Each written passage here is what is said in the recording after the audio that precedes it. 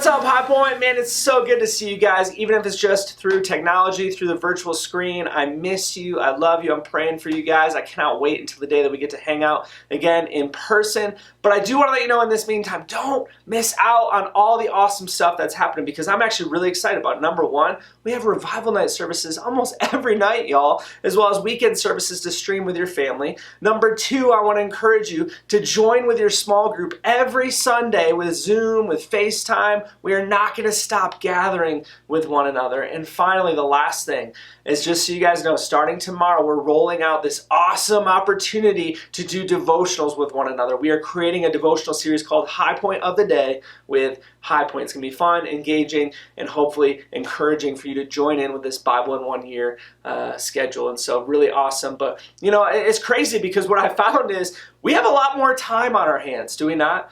Right? I mean, oftentimes I remember before this pandemic happened, when I would ask my friends, I'd ask some of you guys, hey, how you doing? The number one response almost always was, I'm busy, right? I'm so busy. I'm just like the busiest person in the world. It's almost like we wear busyness as a badge. Like if you don't say you're busy, something must be wrong with you. Like it's shameful before this whole pandemic to say, oh, I'm actually doing really good. I'm at rest. I'm at peace. I'm doing well. Right now, it's like everyone always felt this pressure to be like, oh, I'm doing so much, man. I'm busy. But now, when I ask my friends, when I ask many of you guys how you're doing, that's not the response we get. In fact, it's the opposite. It's, man, I got so much more time on my hands. I can do my homework in like a half hour now, and I've got all this time hanging around, sitting at home, doing nothing, and I don't know what to do. And I get that because the first 3 days of quarantine, y'all, I remodeled 3 bedrooms because I was so restless and I just needed to stay busy. But here's the deal. I think there's something that is awesome in this opportunity, something that I don't want us to miss, because the truth is, many of us, especially as Christians, have mistaken busyness for productivity. We think that being busy means that we're doing good things, but truthfully, we're not actually being productive at all. And the enemy has got us trapped in this mindset and this culture of constantly needing to be doing and doing and doing. And at a point where those things are stripped, we don't have a lot of things to do, we start to lose who we are. And so this is a moment where I want to encourage you guys to actually recognize that God might want to do something great in you. In fact, when I think about busyness, there's a picture that comes to my mind. And it's this picture right here. And I know this is kind of weird looking. You're like, what in the world is this? But this is a bunch of a vine with some branches. And this is what a busy vine branch looks like. It's just kind of out of control. And I bring this up because I want to be talking today about John 15, where Jesus actually brings up this metaphor, this picture about who we are and who He is. And He calls us branches who are called to bear fruit, to be productive for Him. And so we see this call, but many of us, when we think about our lives, we would characterize ourselves looking more like that busy branch. And so today I want to dive into this and see a little bit more what God has to say about this picture of being productive and producing fruit. So in John 15, verse 1, it says this, it says, I am the true vine, and my Father is the vine dresser. Every branch in me that does not bear fruit, He takes away. Some even translations say He cuts off. He cuts off. And every branch that does not bear fruit, He prunes, that it may bear more fruit. Verse 3, already you are clean because of the word that I have spoken to you. And so we read this, and I'm just seeing this, a few things that are important to point out. Number one, it says that Jesus says, I am the vine. I'm the true vine. You're the branches. This is so important to designate and to recognize because we are not the source of life. A vine and a plant is always the source of life. Branches don't do nothing. We kind of just hang out on the vine, right? That's all we do as a branch. But Jesus says, I'm the vine. I'm the source of life. And He says, my Father is the vine dresser, the one who comes and takes care of the garden. And this is a beautiful picture, but the first thing He says is actually kind of scary. I don't know about you, but He says there, He says, every branch in me that does not bear fruit, He takes away. And like I said, some translations actually say He cuts off. And it's like, whoa! Are you saying, Jesus, that if we don't bear fruit for you, that we are going to be cut off, we're going to be cast away by you? And that kind of scares me a little bit. And I know a lot of Christians who are afraid and wondering and freaking out about a lot of this stuff. But actually, I want to point out something here.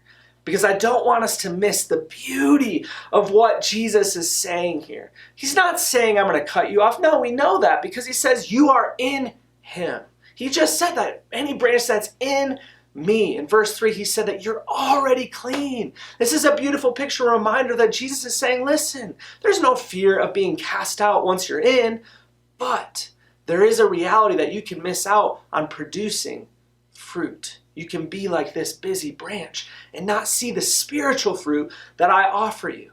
The hope, the joy, the perseverance, the self-control, all these amazing things that we cannot do on our own, God says, I can do in and through you if you let me. But there are some of us who are not. And so he says, for those who are not, what he's going to do is he's going to take them away. But here's the deal. In Greek, this is how we need to understand this text. In the Greek here, it doesn't really mean take away. It doesn't really mean cut off. See, this word take away is the same word used when Jesus describes lifting up the baskets. When it talks about Jesus lifting up his cross and carrying it. See, a better translation is to actually see the Greek word arrow and to see that it actually means to lift up.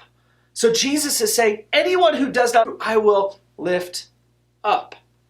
Why is this a big thing? Because in vine culture, study of horticulture, here's the deal. When we understand what he's saying here as a vine dresser, we know that there are times when a vine has branches that are struggling.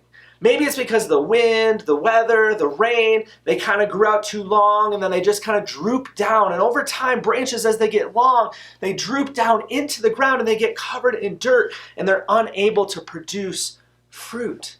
And so Jesus is saying there's some of you here who have actually been kind of cast down by the world, thrown down and gotten muddied by your sin and are covered in a way that you can't actually produce fruit. And so you know what I'm going to do for you? I'm going to lift you up.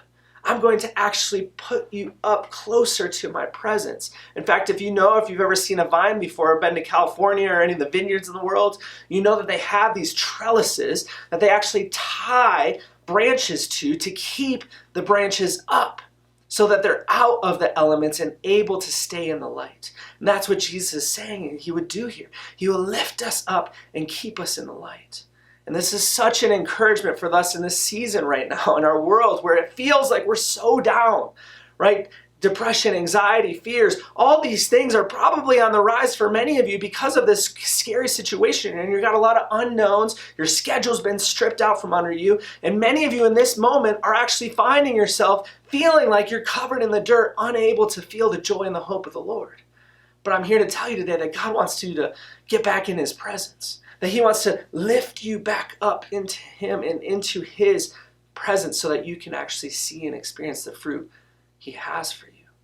And part of the way he's going to do this is he says this in the next verse. He says, those who bear some fruit, right? He talks about them. He says, every branch that does bear fruit, he prunes. Now, again, if you don't know much about farming or vine theology, you might not realize that a vine cannot just grow randomly in the world. It has to be cut back. It has to be pruned in order to thrive. And this is kind of a weird thing, but it'll look like it's doing really well, but actually the vine dresser needs to come in and actually cut back a lot of things that look really good on the surface, but are actually keeping it back from actually thriving. And this is an insane thing to think about, but this is a reality for us as well. That we have so many things that we do that look great on the surface. We're doing so many things, even doing so many things for God, that oftentimes we can say at the end of the day, we don't have time for God because we did too much. We're too busy. I don't have time to be with God. I don't have time to sit in his presence because I got so many other things to do. And we think that spending time with God, being in his presence, is not a productive thing to do. But I'm here to tell you and here to remind you, friends, that the most productive thing we can do is be in the presence of God. And so oftentimes what God will do is he's going to cut off our dummy branches. He's going to cut off these things that are sucking life. In fact, in a vine world, there's actually a word for this, that they have these little flowers that look really cute on vines, and we're like, oh, that's so beautiful, it's really cute. But truthfully, those flowers are sucking the life out of the ability for the vine to actually produce any fruit. And this is what we look like. We've got all these cute little flowers and amazing activities that we often do, but they're sucking the life out of us, and we don't have the joy and the hope and the peace and the security that comes through being with and in the presence of the Father. And so Jesus is saying here, I want my people to be in me, to rest in me, to come to me. And so what I'm going to do is I'm going to lift them up when they're down. I'm going to cut back things in their lives that are holding them back to freedom. And it might feel scary, it might feel painful, but truthfully, it's going to produce a branch that's going to thrive for me in producing fruit. And right now, I don't know about you, but our lives are being pruned, being cut back. There are so many things that we have had the luxury and the amazing things that we got to do, awesome things such as sports and school and friend groups and all these amazing things that are really good and they look great on the surface, but we were so busy doing all these things that many of us missed spending time in the presence of the Lord. And so now those have been forced to be cut back. And now we have an opportunity here. And I want to encourage you in this. Because we often see what we see in our world through our physical eyes. But if we were to look at the situation through lenses of faith, we might see things a little bit differently. In fact, if you look back in history, almost every single revival that's ever happened, friends, was preceded by a drought, by a famine, by a war, by a sickness. All these amazing movements of God were preceded by terrible situations in the world. Why? Why? We don't know why, but what we do know happens in those seasons of drought and famine and craziness is God's people are pruned. All the things that they found security in and significance in and satisfaction in were removed from their lives, and they were stripped back to the basics of recognizing again their need for the Lord. And so after those seasons of pruning, all of a sudden out of nowhere, God's people rose, just producing the spiritual fruit. And I'm not talking about just doing good things. I'm talking about supernatural fruit. You see, we often think that the Christian life is about doing all these awesome things and staying busy by doing good stuff for people. And that's great, but oftentimes we're just taping plastic fruit to us saying, hey, look at me, I'm pretty cool because I'm doing all these great things.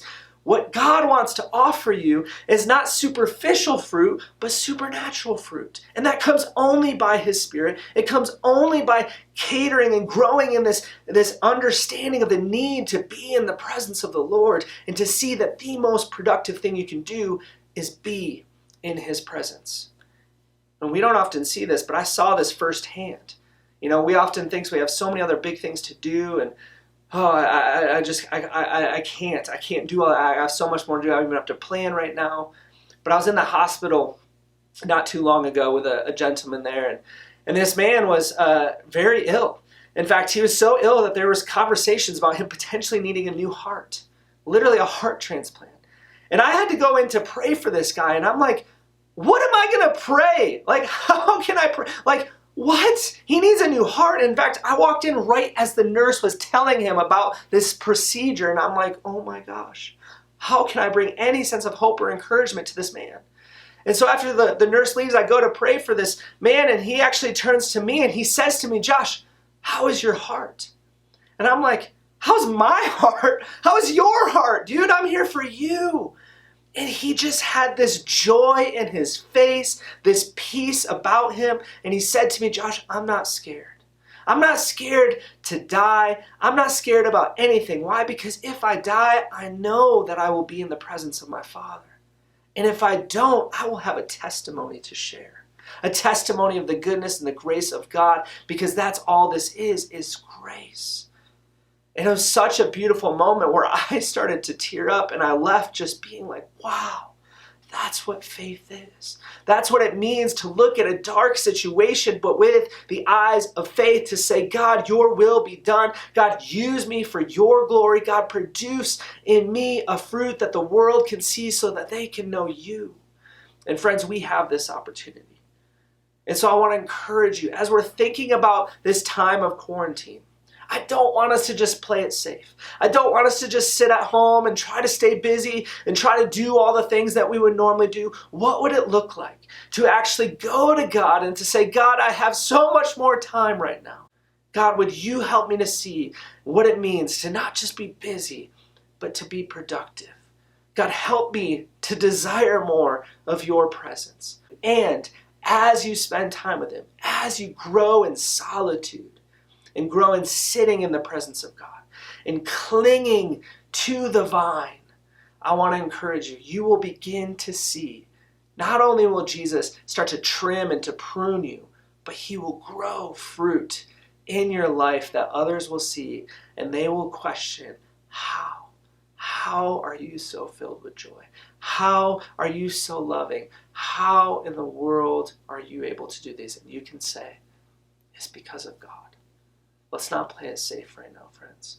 Let's get in the presence of God and see God move. I love you guys. We're here for you. Reach out with any questions, anything we can do to support you. Have a great week.